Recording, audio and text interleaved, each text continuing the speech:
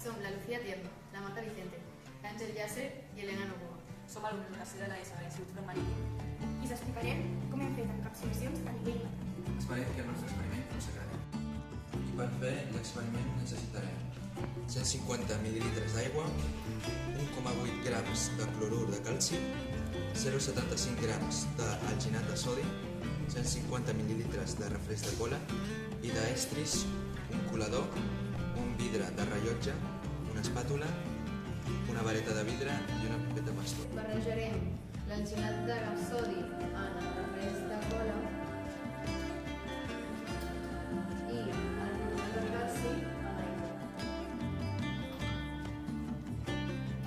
I amb la vareta de vidre barrejarem.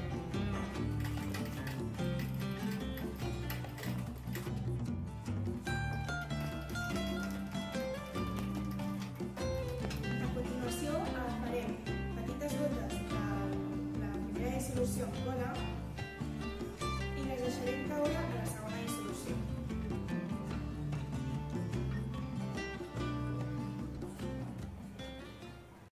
Ara, doncs, una vegada ja hem fet bastantes explicacions, el que farem serà passar-les pel colador.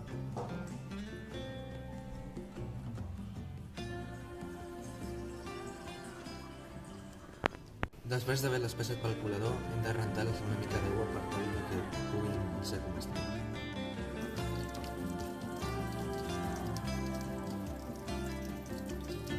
Ja tenim les nostres explicacions de refresc de cola fetes.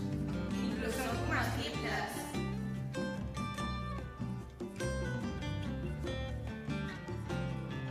Què és l'encapsulació? Podríem dir que l'encapsulació és el fet d'aïllar elements a l'interior de partícules. Aquestes poden ser de mida nano o micro, i així doncs nosaltres estaríem parlant de microencapsulació o de nanoencapsulació. Gràcies a això obtenim un resultat d'un compost fet per partícules a l'interior de les quals també podem trobar altres partícules o també podem trobar productes químics o productes biològics. Per què succeeix això? Això succeeix gràcies a la gelificació que es forma en entrar en contacte l'alginat present a la primera dissolució en cola amb el clorur de calci present en la segona dissolució. Així, formen xarxes d'alginat càlcic i es poden obtenir les gotes esfèriques líquides al seu interior.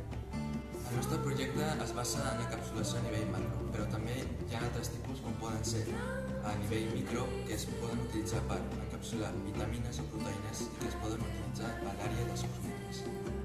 Fer les explicacions a escala macro, com hem fet avui, les podríem utilitzar per evitar envasos plàstics a tot tipus de líquids, des de cosmètics a refrescos.